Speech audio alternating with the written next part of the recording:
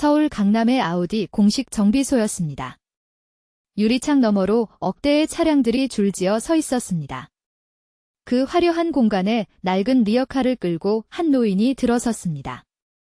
이른이 넘어 보이는 할아버지였습니다. 손에는 기름때가 묻어 있었고 허리는 구부정했습니다. 젊은 정비사들이 웃음을 터뜨렸습니다. 할아버지, 여기 폐지 수거하는 데 아닌데요? 한 정비사가 비아냥거렸습니다. 할아버지는 대꾸하지 않았습니다.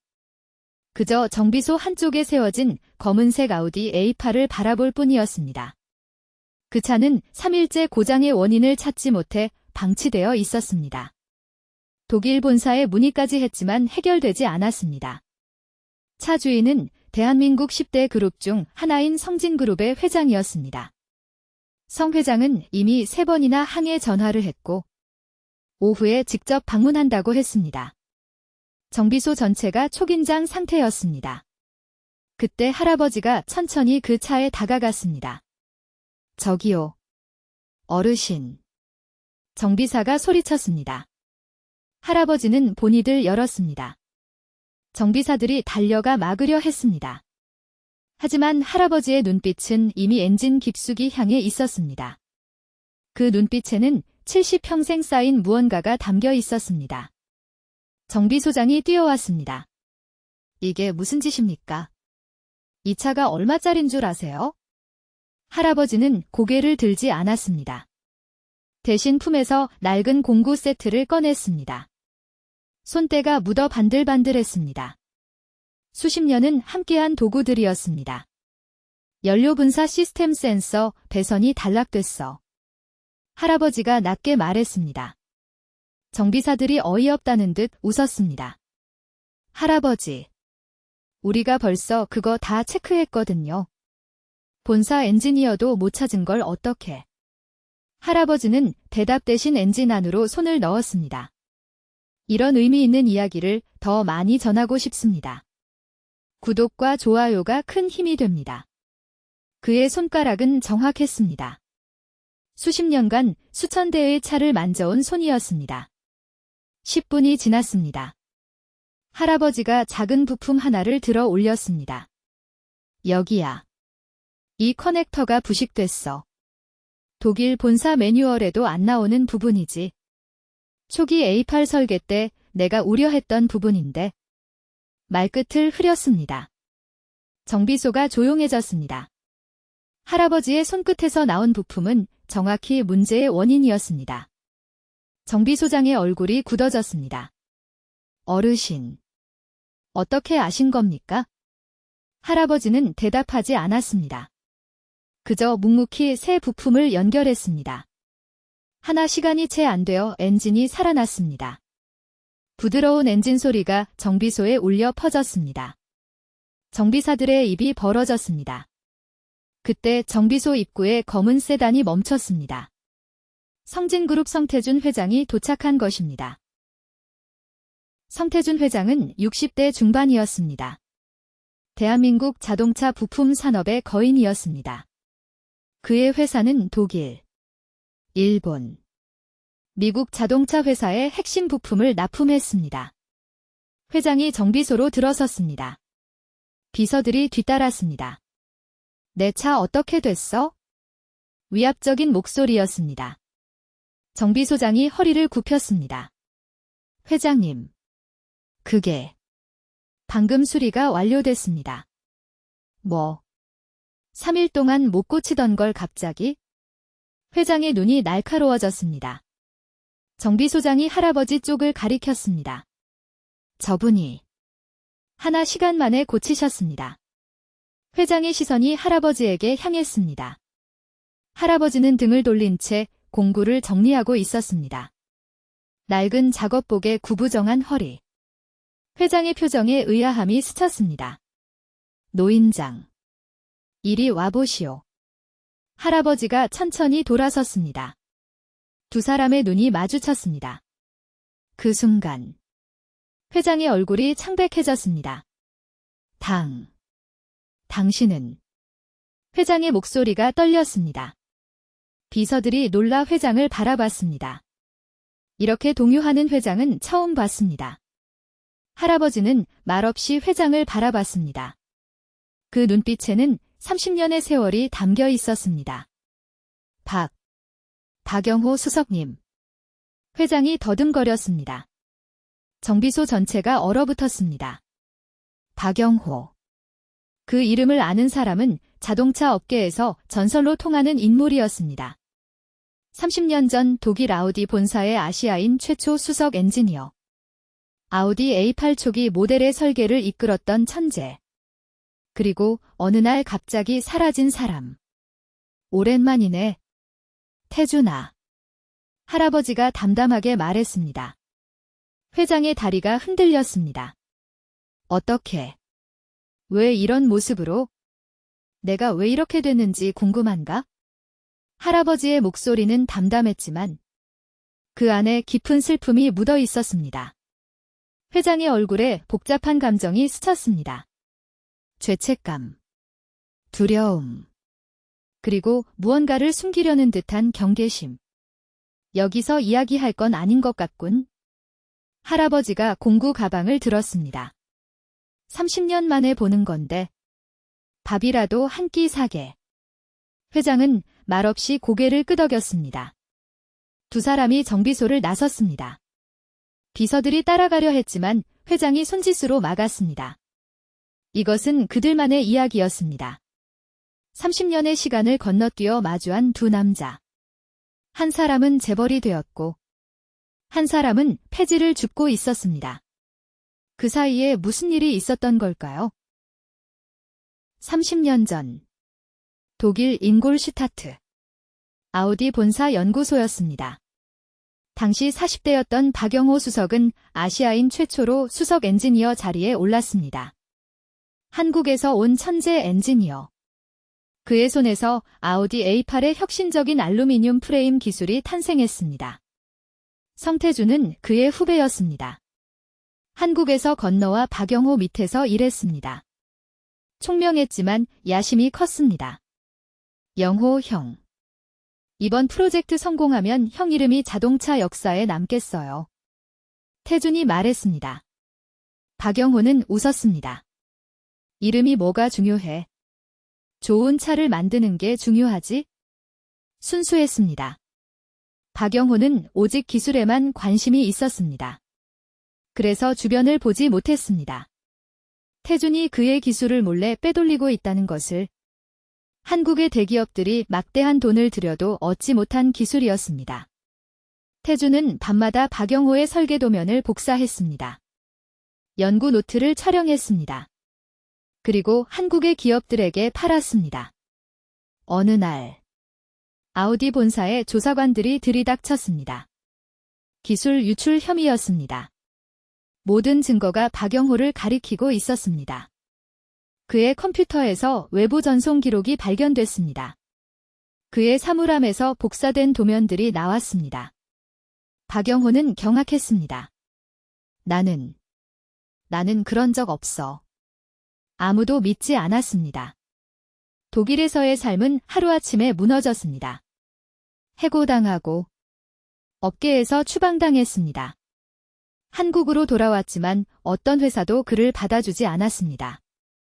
기술을 빼돌린 배신자라는 낙인이 찍혔습니다. 아내는 병들어 쓰러졌습니다. 병원비가 필요했습니다. 아들은 아버지를 원망했습니다. 배신자의 자식이라는 손가락질을 견디다 결국 집을 떠났습니다. 박영호는 모든 것을 잃었습니다. 명예도, 가족도, 꿈도. 그 사이 태준은 승승장구했습니다. 빼돌린 기술로 회사를 세웠습니다. 자동차 부품 사업으로 대기업이 됐습니다. 아무도 진실을 몰랐습니다. 박영호 수석이 억울하게 모든 죄를 뒤집어 썼다는 것을. 진짜 배신자는 따로 있다는 것을. 30년간 박영호는 입을 다물었습니다. 증거가 없었습니다. 아니, 증거를 찾을 기력조차 없었습니다. 그저 하루하루를 버티는 것만으로도 벅찼습니다. 폐지를 주어 아내의 병원비를 마련했습니다. 그렇게 30년이 흘렀습니다. 작은 대포집이었습니다. 회장의 양복은 이 공간과 어울리지 않았습니다. 두 사람 사이에 소주병이 놓였습니다. 박영호가 먼저 잔을 들었습니다. 30년 만이네. 형. 성 회장의 목소리가 떨렸습니다. 미안해요. 정말. 미안해요. 박영호는 소주를 마셨습니다. 쓴맛이 목을 타고 내려갔습니다. 미안하다는 말. 30년 동안 기다렸어. 회장의 눈가가 붉어졌습니다. 변명 안 할게요. 내가 그랬어요. 형 기술을 빼돌리고 형에게 죄를 뒤집어 씌웠어요. 드디어 나온 고백이었습니다. 박영호의 손이 떨렸습니다. 30년간 억울함을 삼켜왔습니다. 아무에게도 말하지 못했습니다. 증거가 없었고 누구도 믿어주지 않았습니다. 왜 그랬어? 태준아. 욕심이었어요. 형은 천재였고 나는 평범했어요. 형 그늘에서 평생 2인자로 살고 싶지 않았어요. 회장이 고개를 숙였습니다. 그래서 형을 밟고 올라갔어요. 형 인생을 망쳐놓고. 박영호가 웃었습니다. 쓸쓸한 웃음이었습니다. 내 덕분에 많은 걸 배웠어. 세상이 공정하지 않다는 것. 진실이 항상 이기지 않는다는 것. 그리고 말을 멈췄습니다. 가족이 얼마나 소중한지. 회장의 얼굴이 일그러졌습니다. 형수님은 어떻게 됐어요? 3년 전에 갔어. 담담한 목소리였습니다. 죽을 때까지 내 무죄를 믿어줬어. 그게 미안해서. 끝까지 진실을 말 못했어. 회장이 무릎을 꿇었습니다. 식당 바닥에 이마를 대었습니다. 형. 죽을 죄를 졌어요. 어떤 벌이든 받을게요. 경찰에 자수할게요. 모든 재산을 형에게 드릴게요. 박영호가 회장을 일으켰습니다. 일어나. 형. 내 재산 필요 없어. 자수도 하지 마. 회장이 의아한 눈으로 바라봤습니다. 왜요? 형은 억울하잖아요. 박영호가 창밖을 바라봤습니다. 해가 지고 있었습니다. 억울함은 오래전에 내려놨어. 그런 감정 붙들고 있으면 내 인생만 더 망가지더라고. 잠시 침묵이 흘렀습니다. 대신 내 부탁 하나만 들어줘. 회장이 고개를 끄덕였습니다. 뭐든 할게요. 박영호의 부탁은 뜻밖이었습니다. 내 아들을 찾아줘. 아들 박준호는 20년 전 집을 떠났습니다. 아버지가 배신자라는 소문에 시달리다 견디지 못하고 떠났습니다. 아버지 때문에 내 인생이 망가졌어요. 그날 아들의 절규가 아직도 귓가에 맴돌았습니다. 박영호는 아들을 찾지 않았습니다. 자격이 없다고 생각했습니다. 죄인의 아버지가 무슨 나드로 아들을 만나겠습니까? 하지만 이제 시간이 없었습니다. 박영호 역시 병을 앓고 있었습니다. 췌장암 말기.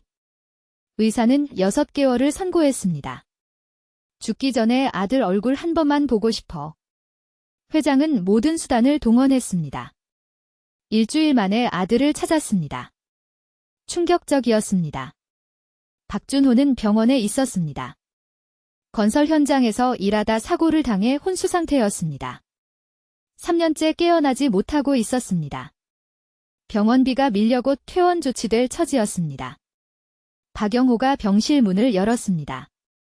침대에 누운 아들의 얼굴을 보았습니다. 40대 중반이 된 아들. 20년 전 집을 나가던 20살 청년의 모습은 없었습니다. 세월의 흔적이 깊게 새겨져 있었습니다. 준호야. 박영호가 아들의 손을 잡았습니다. 차가웠습니다. 아버지가 왔다. 늦어서 미안해. 눈물이 주름진 볼을 타고 흘렀습니다. 네가 원망했던 거 다 알아. 아버지가 죄인이라서 네 인생이 망가졌다고 생각했지? 근데 아버지는 억울했어. 그 말 한 번 못하고. 목이 메었습니다. 그 말 한 번 못하고 니를 보냈어. 회장이 병실 밖에서 지켜보고 있었습니다. 그의 눈에도 눈물이 맺혔습니다. 자신이 저지른 죄의 무게가 비로소 실감났습니다. 한 사람의 인생만 망친 게 아니었습니다. 그의 가족, 그의 아들, 모든 것을 파괴했습니다. 내가 이 모든 걸 바로잡을게요. 회장이 중얼거렸습니다. 그날 밤, 회장은 결심했습니다. 30년간 숨겨왔던 진실을 세상에 알리기로. 모든 것을 잃더라도 이제는 바로잡아야 했습니다. 일주일 뒤, 성진그룹 본사에서 긴급 기자회견이 열렸습니다. 재계는 술렁였습니다. 성태준 회장이 직접 나선다고 했습니다. 무슨 발표를 하려는 걸까요? 기자들이 가득 찬 회견장. 성 회장이 연단에 섰습니다. 그의 얼굴에는 결연함이 서려 있었습니다. 오늘 제가 30년간 숨겨왔던 진실을 말씀드리겠습니다. 회견장이 조용해졌습니다. 카메라 플래시가 터졌습니다. 30년 전, 독일 아우디 본사에서 기술 유출 사건이 있었습니다. 당시 수석 엔지니어였던 박영호 씨가 범인으로 지목됐습니다. 하지만 진짜 범인은 저였습니다. 웅성거림이 터져나왔습니다. 기자들이 일제히 손을 들었습니다. 회장이 손을 들어 제지했습니다. 저는 박영호 수석의 기술을 빼돌리고 모든 증거를 조작해서 그분에게 죄를 뒤집어 씌웠습니다. 그 기술로 회사를 세우고 오늘의 성진그룹을 만들었습니다. 회견장이 난리가 났습니다. 성진그룹 주가가 실시간으로 폭락하기 시작했습니다. 이사들과 임원들이 경악한 표정으로 회장을 바라봤습니다. 박영호 수석은 억울하게 모든 것을 잃었습니다. 명예도, 가족도, 삶도. 저 때문입니다. 회장의 목소리가 떨렸습니다. 이 자리를 빌려 박영호 수석께 진심으로 사죄드립니다. 그리고 모든 법적 책임을 지겠습니다. 회장이 연단에서 내려와 깊이 고개를 숙였습니다.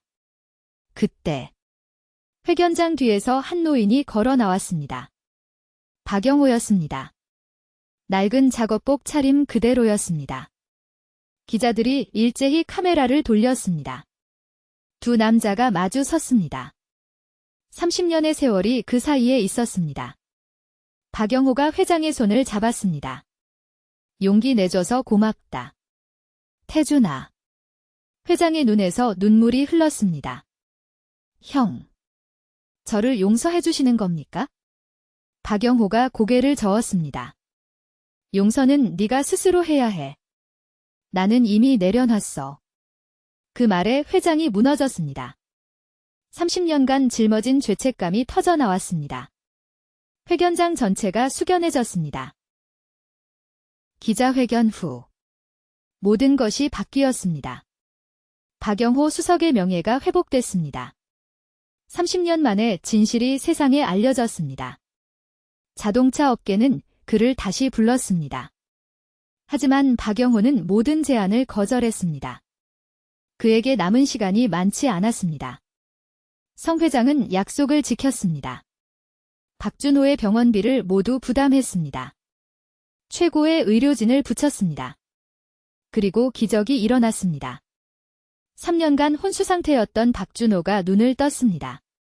아버지. 흐릿한 눈으로 박영호를 바라봤습니다. 그래. 아버지다. 박영호가 아들의 손을 꼭 잡았습니다. 오래 기다렸다. 아들의 눈에서 눈물이 흘렀습니다. 아버지. 미안해요. 그때 아버지 말 안 믿고. 됐어. 다 지난 일이야? 박영호가 아들의 머리를 쓰다듬었습니다. 네가 깨어난 것만으로도 충분해. 창밖으로 아침 해가 떠오르고 있었습니다.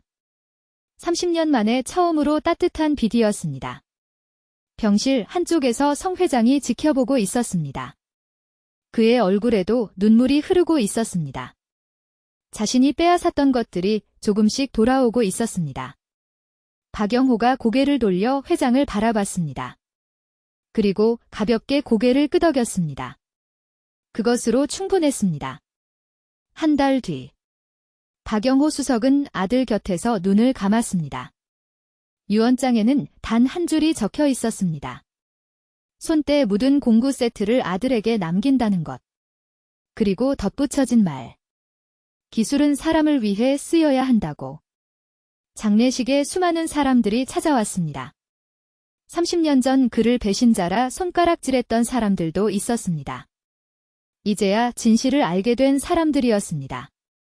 성 회장은 평생을 속죄하며 살기로 했습니다. 박준호의 재화를 끝까지 책임졌습니다. 그리고 박영호 수석의 이름으로 장학재단을 만들었습니다. 가난하지만 재능 있는 엔지니어들을 위한 재단이었습니다.